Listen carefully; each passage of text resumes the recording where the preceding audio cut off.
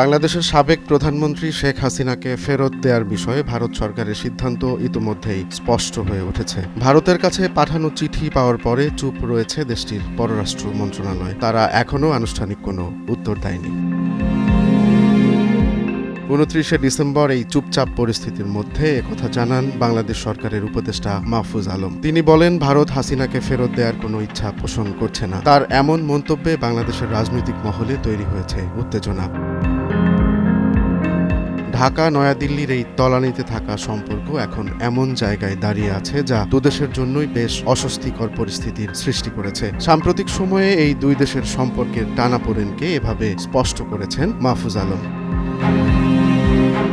উপদেষ্টা মাহফুজ আলম বলেন, ভারত ইতোমধ্যে একটি রাজনৈতিক সিদ্ধান্ত নিয়ে ফেলেছে। তারা হাসিনাকে ফিরিয়ে দেবে না বলেই মনে হচ্ছে।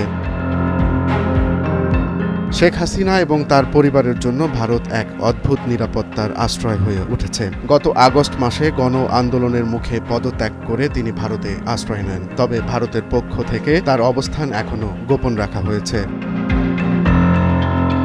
বাংলাদেশের পররাষ্ট্র মন্ত্রণালয়ের অনুষ্ঠানে যোগ দিয়ে মাহফুজ আলম বলেন, ঢাকা ভারতের সঙ্গে বাস্তব ভিত্তিক সম্পর্ক রাখতে চায়, কিন্তু দেশের সার্বভৌমত্ব রক্ষা করতেও তারা বদ্ধপরিকর। একদিকে হাসিনার প্রসঙ্গ, অন্যদিকে ঢাকা ও দিল্লির মাঝে সম্পর্কের সুস্পষ্ট বাস্তবতা, এ দুটি একসঙ্গে মিলে দেশের পররাষ্ট্র নীতিতে এখন নতুন সংকট তৈরি হয়েছে।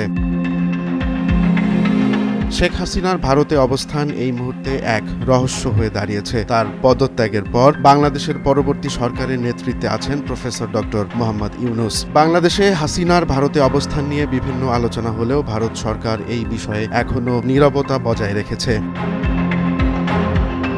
মাহফুজ আলমের এই বক্তব্য ভারতের বিরুদ্ধে অবস্থান প্রকাশের একটি সরাসরি প্রচেষ্টা হতে পারে, যা দেশের রাজনৈতিক ভবিষ্যৎকে প্রভাবিত করতে পারে। দীর্ঘদিন ধরে বাংলাদেশের কর্তৃত্ববাদী সাবেক প্রধানমন্ত্রী শেখ হাসিনার ভারতে আশ্রয় এবং ফিরিয়ে নেয়ার চেষ্টার এই অনিশ্চয়তা ভারত বাংলাদেশ সম্পর্কের পরবর্তী অধ্যায়ের জন্য নতুন সংকট তৈরি করতে পারে।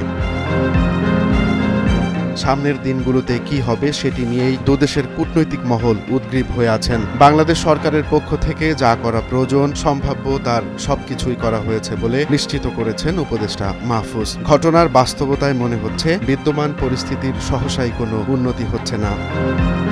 রোমান্স তালুকদার, নয়া দিগন্ত।